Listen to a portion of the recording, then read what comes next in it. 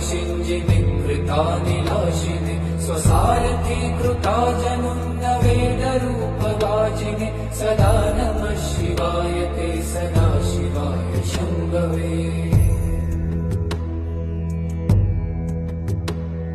अतिप्रगल्भ वीरभद्रसिंहनाद गर्जित श्रुतिप्रभीत दक्षयाग भोगिनाथ सद्मना गतिप्रदाय गर्जिताखिल प्रपञ्च साक्षिणे सदा नमः शिवाय ते सदा शिवाय शम्भवे।